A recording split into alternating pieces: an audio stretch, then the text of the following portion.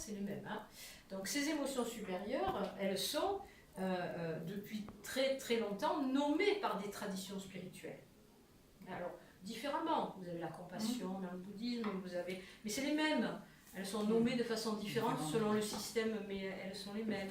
Alors, pour le moment, moi j'en ai posé 4, hein, qui me semblent très très opératives, parce que je les vérifie dans mon travail thérapeutique et dans mon travail d'accompagnement et de formation, et je vois qu'elles permettent de dissoudre certaines émotions ou complexes affectivo-mentaux, et qu'elles permettent de descendre comme ça les choses.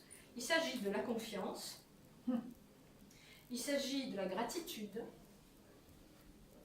il s'agit du sentiment d'intégrité, et il s'agit de la participation. La confiance, c'est bon, je pense que vous voyez ce que c'est. La confiance, la gratitude, le sentiment d'intégrité.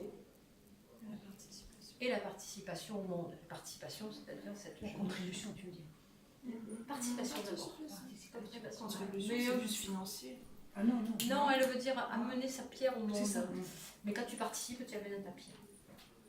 Il y a des sous-catégories. Oui, je vais vous expliquer la différence. Par exemple, vous avez la notion d'acceptation, que moi j'utilise énormément, évidemment en thérapie. La notion d'acceptation, elle se confond ou elle s'intègre dans la notion de confiance. Hein, vous avez comme ça des sortes de poupées russes dans ces sentiments élevés. Ce sont des sentiments élevés. Hein. Quand on parle du pardon, par exemple, pour accéder au pardon, il faut tout ça. C'est pour ça que c'est si difficile, le pardon. C'est très dur, le pardon. Les gens qui prétendent avoir pardonné vraiment, je pense qu'ils se leurrent. Alors, ils peuvent avoir en partie laissé de côté, lâché prise, etc. Mais vraiment, le pardon absolu, c'est quelque chose d'extrêmement difficile à atteindre. Parce que ça demande ce niveau d'élévation. Ce niveau d'élévation.